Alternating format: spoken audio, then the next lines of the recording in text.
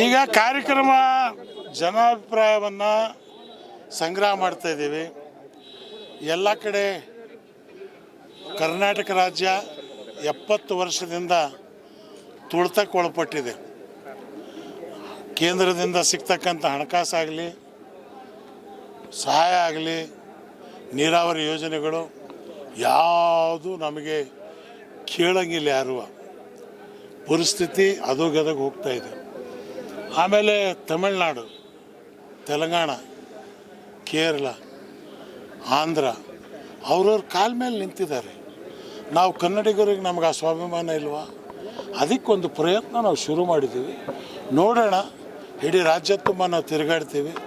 ಜನ ಏನು ಹೇಳ್ತಾರೆ ಅದರ ಮೇಲೆ ಒಂದು ತೀರ್ಮಾನಕ್ಕೆ ಬರ್ತೀವಿ. ಅಲ್ಲ, ಅದನ್ನೇ ಜನರ ಹತ್ರಕ್ಕೆ ಬಂದಿದ್ದೀವಿ. ಹಿಂಗೆ ಮಾಡಬೇಕು ಅಂತಿದ್ದೀವಿ. ನಿಮ್ಮ ಅಭಿಪ್ರಾಯ ಏನು ಅಂತ ಇಡೀ 28 ಜಿಲ್ಲೆಗಳಲ್ಲಿ ಪ್ರವಾಸ ಮಾಡಿ ಅಭಿಪ್ರಾಯ ತಗೊಂಡು ಕೊನೆಗೆ 4 ಪ್ರಾದೇಶಿಕ ಸಮ್ಮೇಳನಗಳು ಮಾಡಿ ಒಂದು ರಾಜ್ಯ ಮಟ್ಟದ ಸಮ್ಮೇಳನ ಮಾಡಿ ಆವತ್ತು ಒಂದು ತೀರ್ಮಾನ ನಾವು ಡಿಕ್ಲೇರ್ ಮಾಡ್ತೀವಿ. ಸಿದ್ಧಾಂತದ ಆಧಾರದ ಮೇಲೆ ಇದೆ, ಧರ್ಮದ ಆಧಾರದ ಮೇಲೆ ಇಲ್ಲ. ನಮ್ಮ ಧರ್ಮ ಬಾಬಾ ಸಾಹೇಬ್ ಅಂಬೇಡ್ಕರ್, ಭಕ್ತ ಭಂಡಾರಿ ಬಸವಣ್ಣ, ಸಂಗೊಳ್ಳಿ ರಾಯಣ್ಣ, ಕೆಂಪೇಗೌಡ, ಇದೇ ನಮ್ಮ ಧರ್ಮ.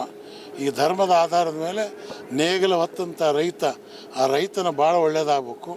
ಹಳ್ಳಿ ಇವತ್ತು ದಿಲ್ಲಿ ಆಗಬೇಕು. ಆ ಕಲ್ಪನೆ ಇಟ್ಕೊಂಡು ಹೊರಟಿರ್ತಕ್ಕಂಥದ್ದು ಪ್ರಮುಖ ಅಜೆಂಡಾ ಇಷ್ಟನೇ. ಬಡ್ಜೆಟ್ 80% ಹಳ್ಳಿಗೆ ಬರಬೇಕು.